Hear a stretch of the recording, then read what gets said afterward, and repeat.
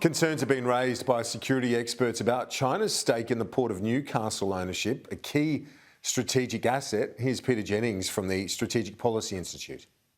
There's a whole lot of foreign investment decisions that were taken in the 2010s that I think this government and future governments will have to unpick, because the bet they made on China becoming more like Singapore, more open, easier to deal with, has turned out to be wrong. Perhaps one way that it happens is that governments will temporarily resume the ownership of some of these parts of critical infrastructure and then see them sold off again. But this time to, hopefully in some cases, Australian entities, or at least entities from countries that we can trust.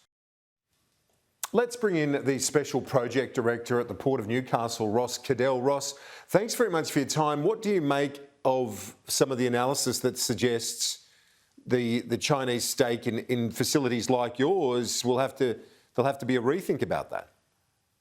It's just crazy that we're caught up in a sort of bandwagon movement. It started about Darwin, and now it's down to Newcastle. We're sitting here very happily targeting China Merchant Ports as a shareholder initially because they are the world's largest port operator, mixed with the superannuation fund to make a port a better place, to build a container terminal, do these things.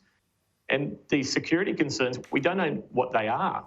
If it's about ship movements, you can sit down at Nobby's and have a cup of tea and watch everything go by. If it's volumes, we advertise it every month, what we're doing. These unknown security concerns that are, really starting to hint at our ability to make this a better port and better for Australia. So when those security concerns are raised, and you know the facility intimately, there's nothing that jumps out to you as saying, okay, that's a weak spot or that's a vulnerability? No, we have no defence permanent facilities. We have an occasional boat or vessel visit from defence, but they're ad hoc and not trained. A lot of the coal that goes out of the port, as the world's largest coal port, are operated by Chinese mines up the valley. They have visibility of that already, and they're Chinese controlled.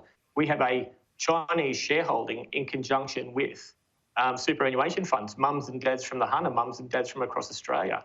And this is, for us, how foreign investment should work. You grab an expert to come in and to help you be more. If we can deliver wheat $3 a tonne cheaper to Asia because of this expertise, that's money in farmers' pockets. That's money in what we do. And if someone wants to come and tell us, here's the security concerns, we'll have a look at it. But we don't know what they are. We take security very seriously. We are a border force controlled port, and customs.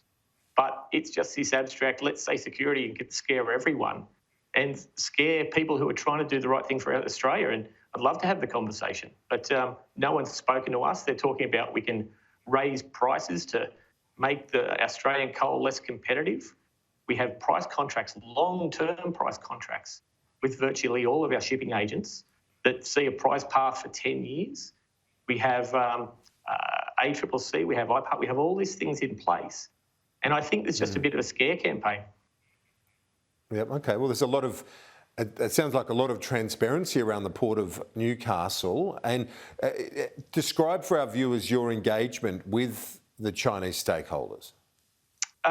They have positions on our board.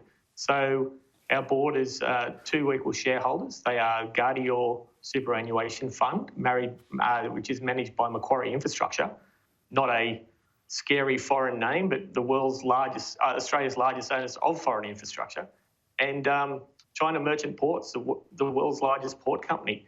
They come to board meetings, they get management reports, they see how we're performing it as an asset. That is it. They make financial decisions on what they'll invest in.